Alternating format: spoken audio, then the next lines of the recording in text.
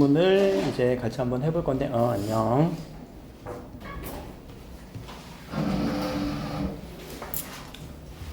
자, 이렇게 보면 먼저 이렇게 크게 한번 봅시다. 크게 보는 걸 우리가 거시적이라고 보통 얘기하잖아요. 느낌이 하나 오지? 글이 몇 개야? 두 개지? 그러면 자, 내일도 여러분들 볼 때 글이 두 개로 나누는 글이 나올 가능성이 높아요. 지금 3학년들은 다 글이 이렇게 두 개씩 나뉘는 글들이 나오거든요. 그러면 문제를 한번 파악을 한번 해보자. 자, 문제에서 가를 읽고 풀 수 있는 문제, 나를 읽고 풀 수 있는 문제, 혹은 둘 다 읽어야 풀 수 있는 문제들. 자, 선택지 33번은요. 가나 둘 다 읽어야 되지만 요 가의 기억, 가의 디귿, 얘네들은 좀 선별할 수 있겠죠. 그치? 그리고 하나, 제시 방식을 파악하는 거예요? 전개 방식을 이해하는 거예요? 자, 이런 문제 유형은 뭐라고 하니? 내용 일치인가? 아니지, 그래, 전개 방식 파악이지. 어떤 식으로 흘러가는지. 그래서 흘러가는 문제다 보니까 33번 문제는 여러분들이 아마 가만 읽고 와서 확인해주고, 나만 읽고 와서 또 니은 니을 확인해준 다음에 그 다음에 미음 한 번 더 확인해주면 답이 나오지 않을까 싶어요. 자, 34번에서 요 몸을 이해한 내용, 몸이라는 글자가 여기 있는 나에 걸린 문제예요. 그치? 그럼 나에 걸린 문제니까 위에다가 나라고 하나 써주세요. 이렇게. 얘는 아직 오면 안 되겠네. 자, 그리고 35번 문제에서 기억과 니은인데, 자, 기억은 지평, 가의 지평이고, 자, 니은은 나의 몸틀이잖아. 자, 그러면 가를 읽고 밑에 1번 선택지 판별 한번 해보라는 얘기예요. 알겠죠? 그리고 자, 니은과 달리 3번 선택지도 주어는 기억이니까 일단 뒤에 서술어 부분이 맞는지 아닌지 정도만 체크해놨다가 나중에 조금 더 보면 될 것 같고요. 자, A의 이유, A의 이유는 나의 이유죠. 나에 있는 거예요. 그래서 이 사람들이 이 사람이 어떤 내용을 얘기할 수 있는지 이거는 나를 읽고 풀어야 되는 문제고. 자, 그리고 보기를 이해한 건데 밑에 보기에서 누구는 그리고 누구와 누구는,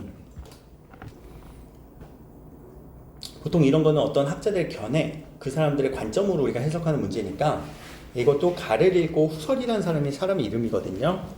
요게 가와 걸린 문제였구나 라고 보시면 될 것 같아요.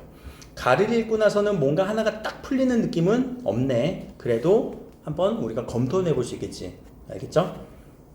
자, 요렇게 한번 들어갈 거고요. 가를 먼저 같이 읽어 볼 겁니다. 가를 읽을 때 오늘은 이제 문장을 우리가 정리하면서 또는 이해하면서 생각해 주면서 자, 읽는 방법인 문장이 이제 이어질 때, 그리고 문장에서 원인과 결과, 뭔가 순서라던가 관계가 성립될 때, 혹은 둘이 대조가 걸릴 때, 그리고 내용이 전환되는 부분, 이런 것들을 좀 문맥을 파악하면서 우리가 한번 읽어보자는 얘기예요. 알겠죠? 자, 첫 번째, 가에서 두 번째 문장까지만 한번 읽어봅시다. 두 번째 문장까지만. 그냥 쓱 읽히죠? 그치? 자, 여기서 접속 표지 뭐예요? 또한이니까 두 가지 상황을 주고 있죠. 첫 번째, 다르게 인식하는 경우, 그리고 인식하지 못하는 경우, 배부를 때. 자, 이처럼 이어서 여기까지 한 문장 더, 이처럼 뒤에 한 문장 더까지 우리 읽어봅시다. 한 문장 더, 이처럼.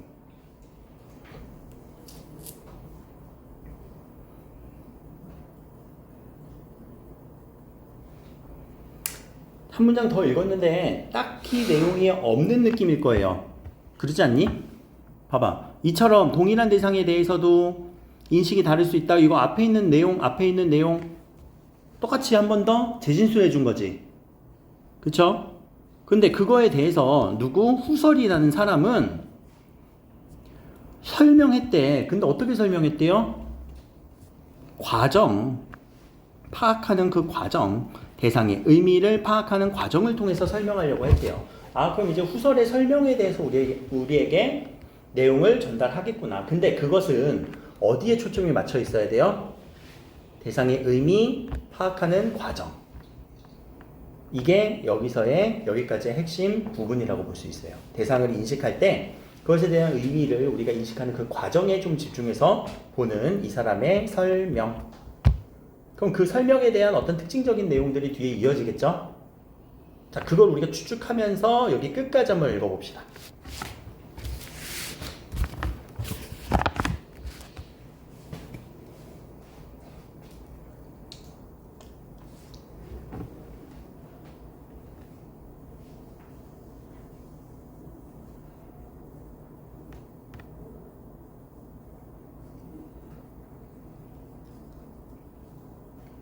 눈으로만 쓱 읽으면 안 돼. 표시해 줄 때는 좀 표시를 해주는 게 여러분들이 기억에 좀 더 남는 방법이에요. 펜 들어 얼른.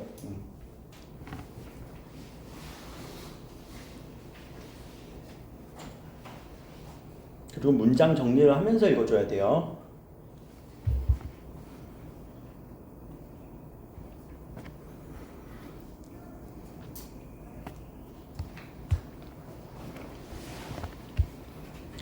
자, 그냥 읽히기는 뭐 그렇게 단어들이 어렵진 않으니까 쓱 읽혔을 거예요. 근데 문장 정리 혹시 이런 느낌이 들었는지 한번 화면. 자, 후설이라는 사람이 이제 얘기를 할 거예요. 근데 후설이 얘기했던 게 첫 번째, 여기까지 한번 보자. 우리의 인식 대상은 독립적으로 존재하는 것이 아니다. 그럼 독립적으로 존재한다 라고 얘기 안 한다라는 얘기지. 그럼 이 사람의 얘기는 독립적으로 존재하는 것이 아니라 독립적으로 존재하지 않는다 라고 얘기한 거예요. 그럼 이거는 이 사람의 의견이에요? 아니에요? 아니야. 이거 이 사람 의견 아니라는 얘기야. 알겠지? 그럼 다른 사람은 독립적으로 존재한다 라고 주장을 하는 사람들도 있을 거예요. 자, 후설의 그러면 내용, 대상을 구체적으로 지향한다. 뭐가? 우리의 의식은 대상을 구체적으로 지향한다, 바라본다. 그리고 이런 과정을 통해서, 지향하는 과정을 통해서 뭘 한대요? 의미를 형성한다. 아, 안녕. 지난주 프린트 가져왔니? 지난주 프린트 없으면 가져가야 돼. 지난주 프린트 없으면 가져가세요.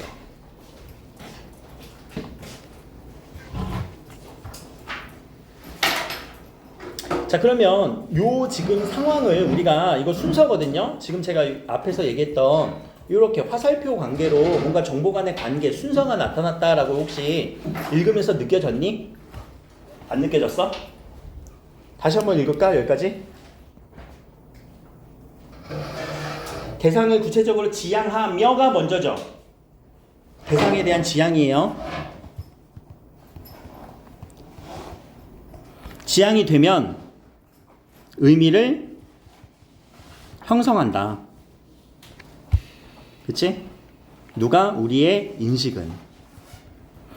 우리의 인식이 대상을 지향하고 그 다음에 의미를 형성하는 무슨 내용? 이렇게 화살표 관계.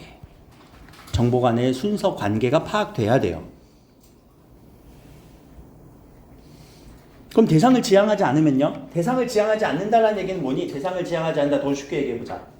대상을 지향하지 않는다. 대상이 향하지 않는다. 대상을 봐? 못 봐? 못 보는 경우. 그럼 의미가 생겨? 안 생겨? 안 생겨까지도 여러분들 추측 가능하지? 추론 가능하지? 자, 이 성질을 우리는 여기서 정의했네요. 의식의 지향성이라고 얘기를 합니다. 그래서 여기도 조건 나왔잖아. 향하지 않으면 조건. 인식하지 못한다. 역추론까지도 지금 바로 서술을 해버렸죠. 대상을 지향하지 않으면 의미 형성되지 않는다. 인식하지 못한다. 의미 형성이랑 여기서 인식하지 못한다라는 말 제가 여기 이렇게 칠게요. 의미 형성과 인식하지 못한다는 그럼 서로 뭐예요? 같은 의미를 형성하고 있죠. 그치? 문맥에서. 의미 형성한다, 인식하지 못한다. 똑같은 말이라는 얘기예요. 알겠죠? 여러분들 요거 헷갈리면 안 돼요. 나중에. 여기까지가 이제 후설에 대한 얘기에 대해서 어느 기초적인 이론 원리. 자, 그 다음에 표지 한편. 자, 한편은 전환 표지죠. 그치? 그러면 지금 앞에서는 어떻게 과정이 나왔다고 한다면 뒤에는 어떤 내용으로 뿅 하고 넘어가는지를 여러분들이 한번 쭉 읽으면서 자, 두 번째 문장 끝까지 한번 읽어보세요.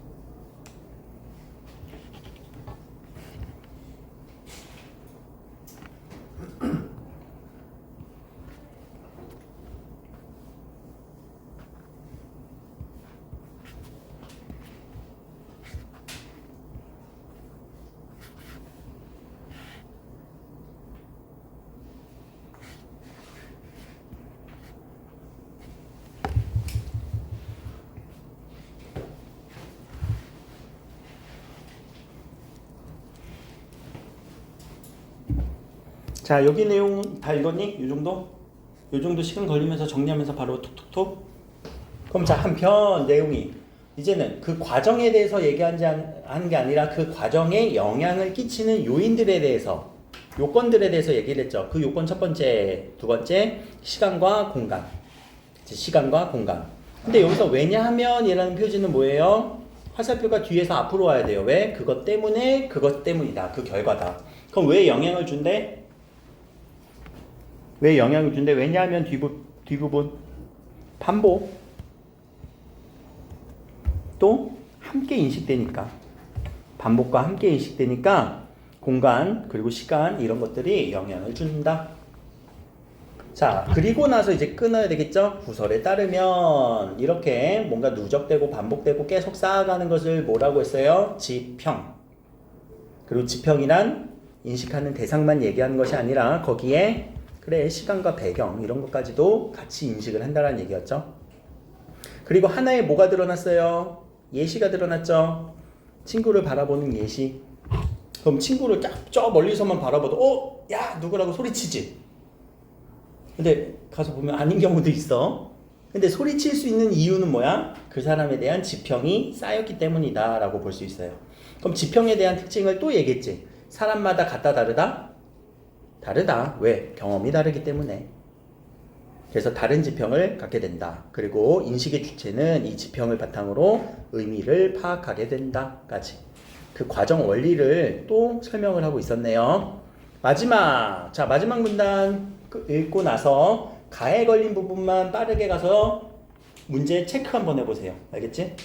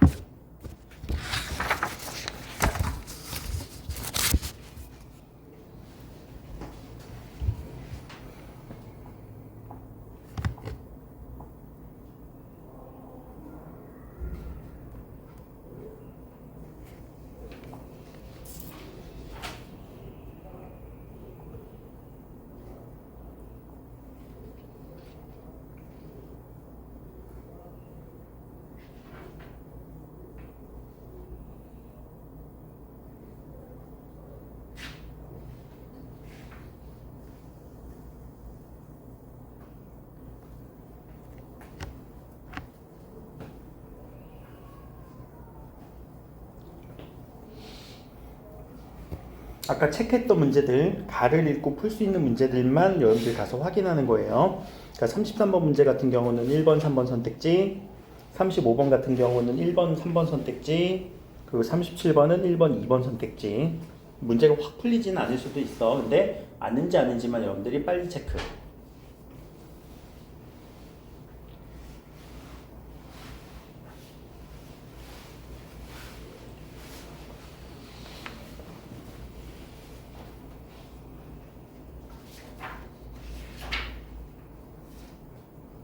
이 정도에서 이제 체크가 어느 정도 선택지 판별이 되어야 됩니다. 그럼 다시 한번 돌아와서 마지막 문단에서는요, 지금 관점 비교 대조해주고 있죠. 대조가 되는 느낌 딱 들었어요? 들었지? 전통 철학과 그리고 후설의 철학에서. 그럼 전통 철학에서는요, 독립적 대상 존재. 독립적으로 존재한다고 했어? 안 한다고 했어? 후설은? 안 한다고 했지. 근데 후설은 독립적으로 존재하지 않는다라는 얘기를 여기서 하지 않고요. 어디서 했었어요? 앞에서 있었죠. 독립적으로 존재하는 것이 아니라, 그치? 그리고 객관적으로 파악하는 거 불가능. 자, 그래서 이렇게 의미가 대조되는 관점이 대조되는 부분을 여러분들이 꼭 정리해 주시고, 그 다음에 이제 문제 가서 전개 방식 부분이니까 기억, 인식과 연관된 상황을 언급하며 특정 철학자의 주장을 제시하였다. 인식과 연관된 상황 언급했니? 도입 부분에서 인식할 때 있고 인식하지 못할 때 있다. 다르게 인식할 때도 있다. 연결됐죠? 특정 철학자 누구? 후설. 자, 이거는 너무 많네요. 그치? 자, 3번. 인식과 관련하여 특정 철학자가 사용한 개념 뭐니? 지평. 후설이 지평이란 개념 정의했지? 그리고 그 대상을 의미한 과정, 지평에 대해서 영향, 지평을 가지고 인식하는 내용에 대해서 제시했다. 너무 맞는 얘기네. 그럼 자, 두 개가 지워지네요, 벌써. 자, 그리고 35번. 자, 지평은 1번. 대상으로부터 의미를 객관적으로 파악할 수 있다? 아니지. 지워져야 되겠죠. 그리고 3번도 한번 보자. 기억은 의미를 형성하는 과정에서 의식의 쓰임이 나타나지 않는다. 의식의 쓰임이 나타나지 않을까? 이를 통해 우리가 이렇게 파악하는 것 같지 않니? 의식의 쓰임이 나타나지 않는다. X. 그러면 이것도 틀렸네요. 그치? 그럼 벌써 1번, 3번 지워지네요. 그럼 5번도 잠깐만 볼까? 얘들아, 5번 반쪽짜리 부분이겠지만. 자, 기억은 이전의 경험이 쌓이면 형성된다. 자, 맞다고 할래? 틀리다고 할래? 일단 이거 맞지? 기억에 대한 얘기는 맞죠? 경험들이 누적된다 라고 얘기를 했었잖아. 시간과 배경이.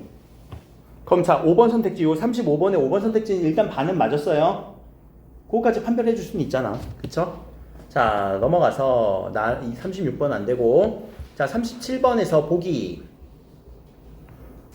자, 진달래 꽃은 이렇게 제 마음과 무슨 상관이 있습니까? 라고 얘기를 했어.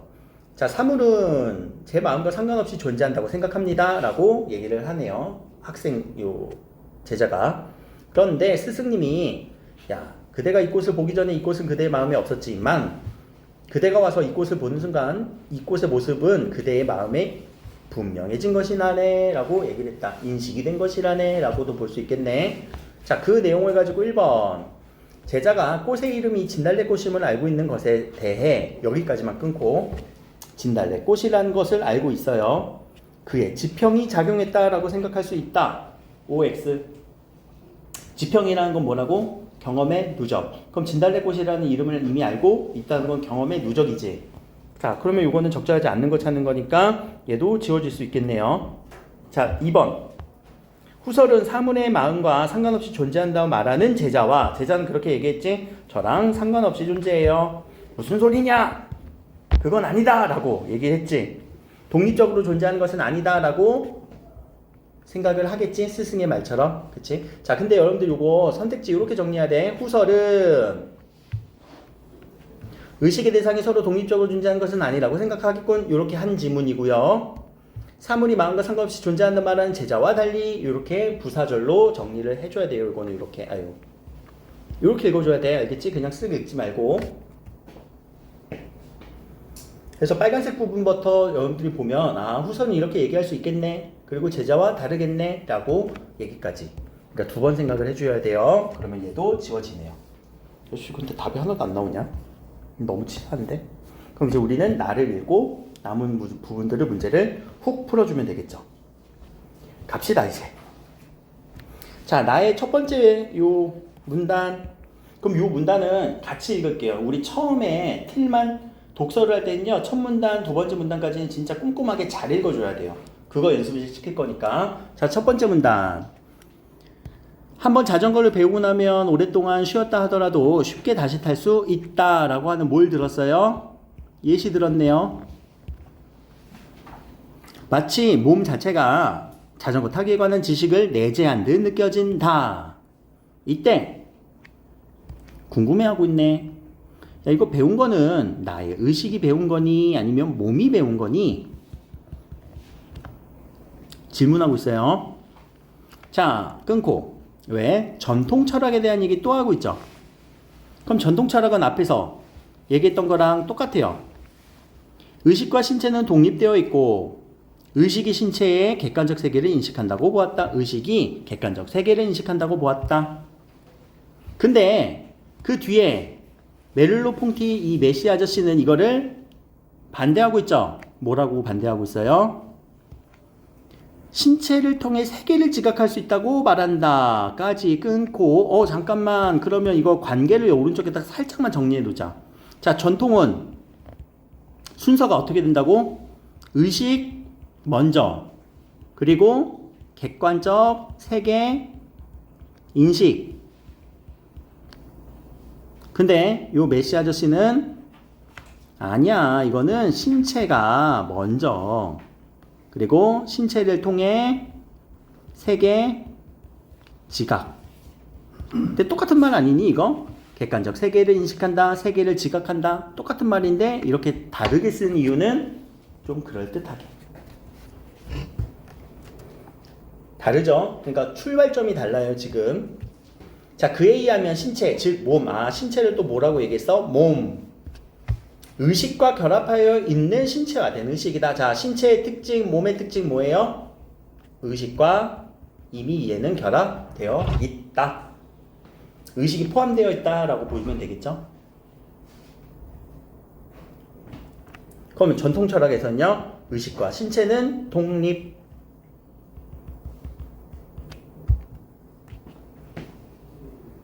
차이점 분명하게 체크해 주셔야 돼요. 여기는 독립적이고 여기는 같이 포함되어 있고 합쳐져 있고. 첫 문단을 이렇게 잘 정리해 놓고 나서 기반을 잘 닦고 나서 그 다음에 밑에 있는 내용들로 쌓아가야 돼요. 그럼 이제 이어서 멜룰로 퐁티는 몸이 세상과 반응하는 것을 지각이라고 했다. 정의 나왔죠. 몸이 세상과 반응하는 것. 그럼 뭐라고 얘기해야 되니? 몸이 세상과 반응하는 거. 어떤 과정? 오른쪽에서 이 과정. 그냥 이거. 몸이, 신체가 의식은 다 포함되어 있어요. 그리고 세계를 지각하는 것 자체를 뭐라고? 지각이라고 얘기를 했다고요. 정의의 범주를 꼭 표시를 해줘야 돼. 그는 후설의 지향성 개념을 수용했대요. 요런 거 중요해요.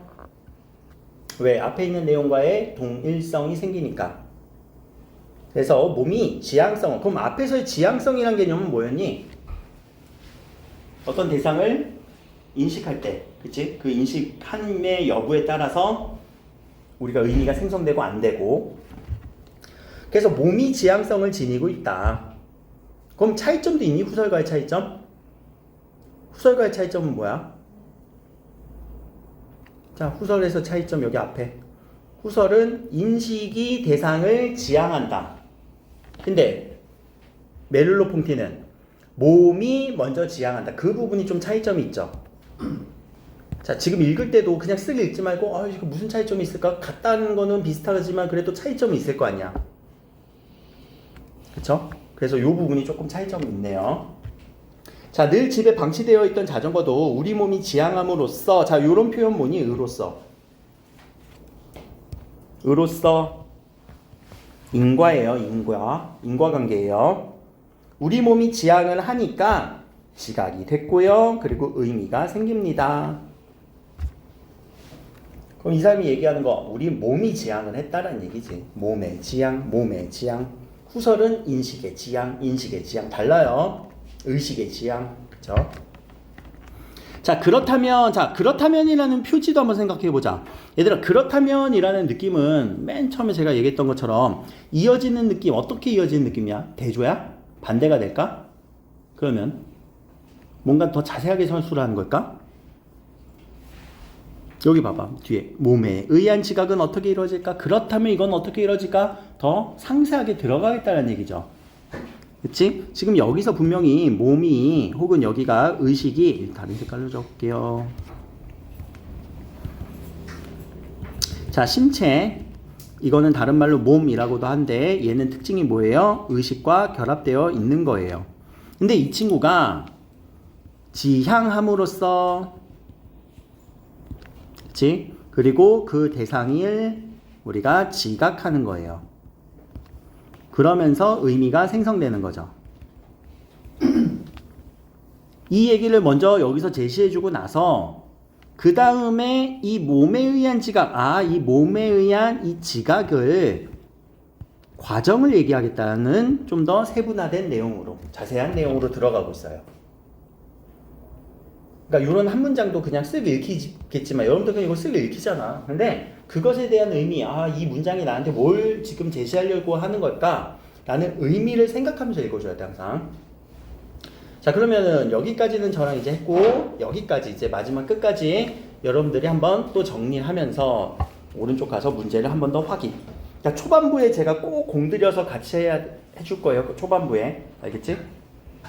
초반부에 잘 안 잡히면은 독서가 날아가 버려. 초반부에 항상 힘줘야 돼.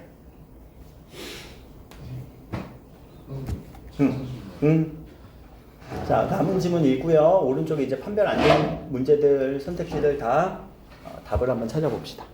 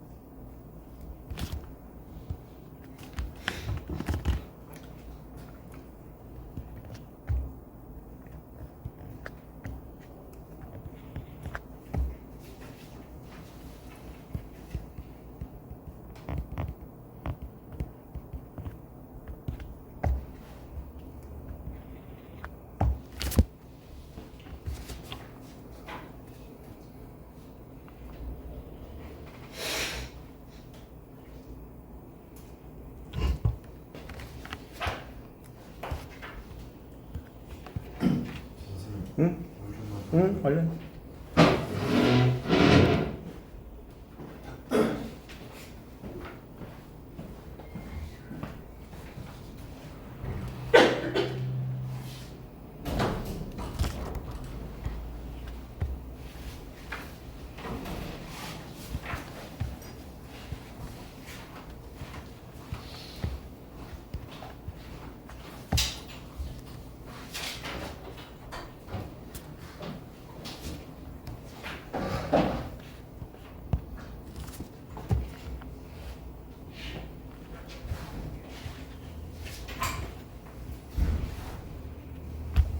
자, 내용 안 어렵죠?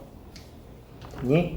자, 그러면 여기 문단 끝에서 다시 보면 몸을 두 가지로 나눴죠? 현실의 몸과 습관의 몸. 근데 누가 먼저라고요? 현실의 몸 그리고 습관의 몸으로 영향을 끼친다. 그럼 자, 이 습관의 몸은 결국에 그 사람에게 어떤 몸에 내재되어 있는 특징 그리고 적응할 수 있는 능력, 그것을 우리는 몸틀이라고 설명을 했죠. 여기서도 특징 나왔네요. 뭐예요? 누적. 누적. 누적은 처음 나오는 거 아니지? 후설도 누적이라고 했던 것 같아. 자, 그래서 몸틀로서 몸의 지각 원리를 설명했다. 자, 밑에는요, 한편. 자, 한편이란 내용은 우리가 내용 정리할 때 어떻게 되는 거라고요? 전환. 그치? 다른 내용으로 전환됐어요. 이제 여기서는요, 애매성. 애매하대요. 뭐가 애매하대? 모르겠대. 뭐와 뭐가 주체인지, 객체인지, 주체인지, 대상인지를 모르겠대. 그래서 이렇게 몸의 지각의 주체로만 보지 않고 대상이 될 수도 있다라고 애매한 특징까지 있다라고 하나의 내용이 덧붙여졌네요. 그치? 자, 이제 가서 그러면 남은 부분을 우리가 판별 한번 해봅시다. 33번. 자, 니은 일상의 경험을 바탕으로 의문을 제기했다. 그래서 특정 철학자가 사용한 개념 제시했다. 맞니? 몸이라는 개념도 제시했지? 지워주시고. 4번 리을 지각의 주체를 상반된 시각으로 바라보는 특정 이론들을 제시하다. 이거 틀렸네. 바로 틀렸다는 느낌 들었니? 여기까지 했고. 선택지만 잘 정리하면요 바로 보여요. 왜? 어디가 틀렸어? 상반된 시각이 아니라 이거 누구의 시각이야? 그 특정 이론들도 아니지. 누구의 이론이야? 그치, 메를로. 이 아저씨의 이론만 얘기했지. 벌써 답은 나왔네. 4번 끝.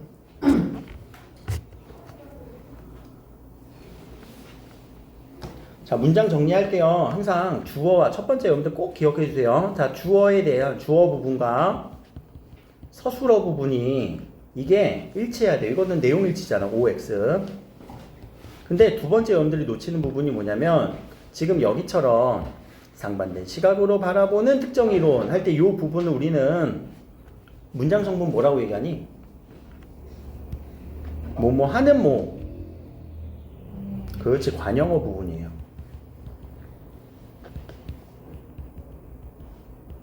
자, 이 부분도 여러분들 꼭 체크해 주셔야 돼요. 이거 놓치는 경우가 많거든요. 거기서 오답을 많이 만들어내요. 그리고 세 번째는요. 앞문장과 뒷문장의 요거 인과성, 연관성, 관계. 이 관계도 꼭 맞아야 돼요. 앞문장과 뒷문장의 관계, 이어진 문장에서 뭐뭐 했기 때문에 뭐뭐 했다, 뭐뭐 했으므로 뭐뭐 했다. 알겠지? 근데 그런 부분도 우리가 많이 놓친단 말이야. 선택지 안에서도. 이런 부분만 알면 하나도 문제될 거 없어. 자, 34번도 한번 풀어보자. 이해한 내용으로 적절하지 않은 것은 틀린 거 찾으라는 얘기네. 자, 시간 30초. 30초.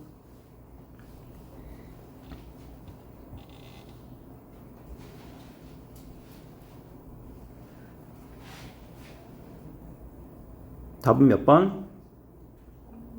응? 3번? 왜 3번이야? 어디가 틀렸어? 자, 지향성이 없으면 세계를 지각할 수 있다? 아니야. 지향성이라는 개념은 어디서 나왔지? 아까 후설. 그럼 후설의 개념을 어떻게 했다고 했어? 수용. 아, 이거 수용했다고 이미 한번 서술했잖아요. 그치? 후설의 이론을 수용하여. 그럼 지향성을 수용하여 지향성에 대해서 얘기를 한 거죠.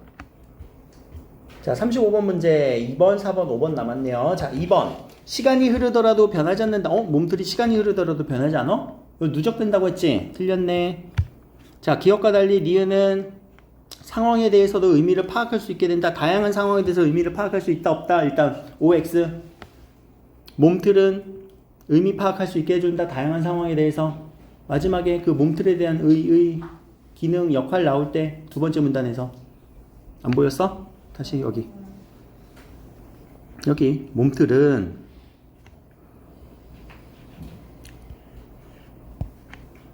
다양한 상황에 적응할 수 있게 된다 이렇게 얘기했잖아요. 그치? 그럼 이 설명은 맞아요? 틀려요? 빨리. 이거 니은은 여기 읽지 말고 지금 여기 달리 읽지 말고 이 상황만 보면 어때? 니은은 다양한 상황에 대해서도 의미를 파악할 수 있게 한다. 몸틀은 왜 한 명은 아니고 또 누구는 끄덕끄덕 이거 왜 그래 다시. 몸틀은 다양한 상황에서도 적응할 수 있게 된다. 그럼 적응하기 때문에 누적되기 때문에 형성되고 그래서 이런 몸틀은 지각 원리 몸틀을 통해 재편하게 된다, 의미를 형성한다라고 보면 되는 거잖아. 의미 형성한다라는 말을 너무 어렵게 생각하지 마. 그냥 거기에 적응한다, 반응한다, 의미가 생긴다. 근데 여기에서 이제 가운데 기억과 달리인지 한번 봐봐. 기억과 같이. 그렇지, 기억 모두지. 달리라고 하면 안 되죠. 여기가 X예요. 지평도 누적되는 거잖아. 사람마다 또 다르잖아. 이거 틀렸네요. 자, 5번. 니은은 이전에 경험이 쌓인다. 누적된다고 했죠? 답은 5번. 자, 답이 보였니? 좀? 잘 보였어, 이거는? 자, 36번. A의 이유에 대해서 견해로 적절한 것을 찾으세요. 그럼 A의 이유. 자전거를 배우면 오랫동안 쉬었다 하더라도 쉽게 다시 탈 수 있다. 자전거 배움. 나중에 다시 탈 수 있음. 자, 이거를 메를로 퐁티가 왜 이렇게 설명할 수 있을까? 선택지 보면 안 돼요, 이거는 이유 추론이잖아. 자, 이거는 선택지 보지 말고 일단 선택지 바로 보면 헷갈려. 여러분들이 먼저 단답형 서술형으로 답을 내봐요. 자전거를 배우면 나중에 다시 탈 수 있대. 왜? 처음에 배우는 거는 어떤 틀이? 현실. 그치? 현실적인 게. 그리고 나중에는 습관적인. 그치? 그래서 몸의 틀을 어떻게 한다고? 재편. 그럼 그 내용을 가지고 밑에 있는 선택지랑 한번 맞는지 틀린지 한번 여러분들의 생각과 맞는지 틀린지 한번 맞춰보라는 얘기예요. 그럼 답은 몇 번으로 가면 될까?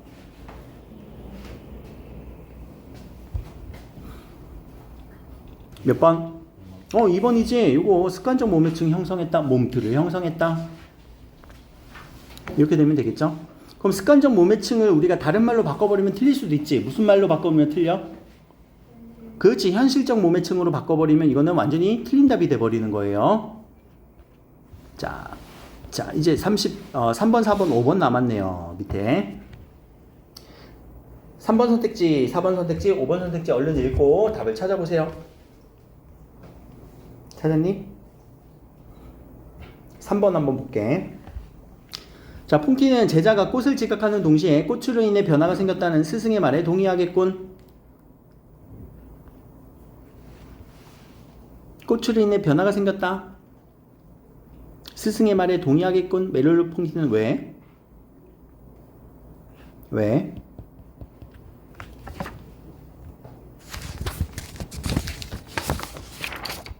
왜? 그럼 이거 틀렸나? 근데 어디가 틀렸어?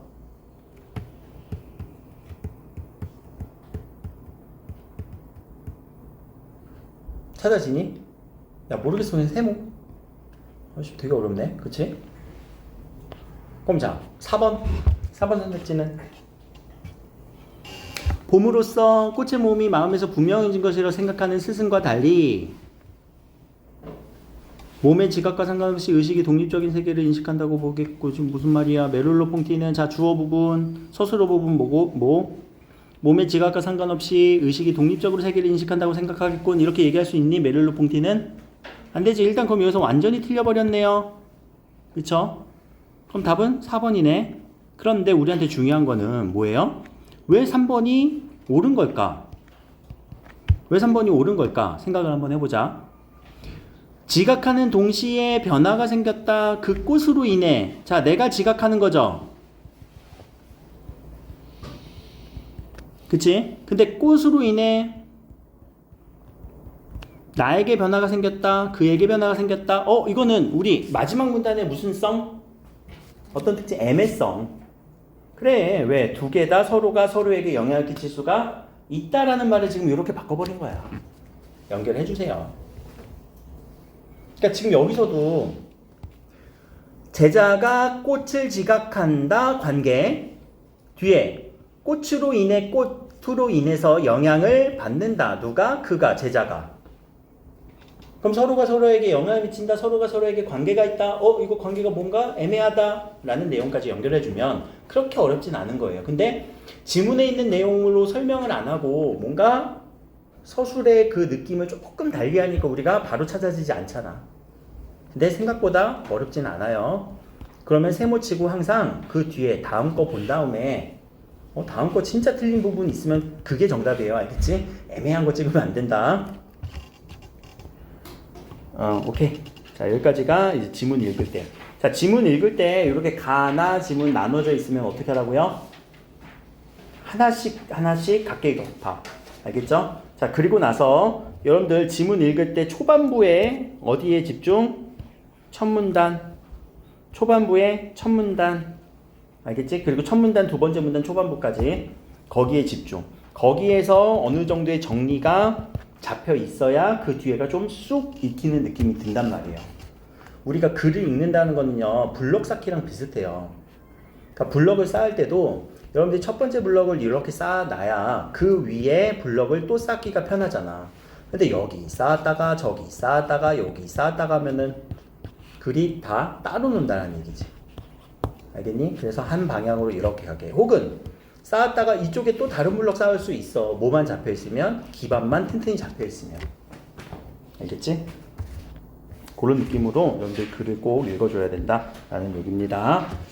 자, 여기까지 일단 독서에 대한 얘기고, 요 모의고사 시 그리고 소설 요거는요 조금만 쉬었다가 우리 바로 이어서 할게요.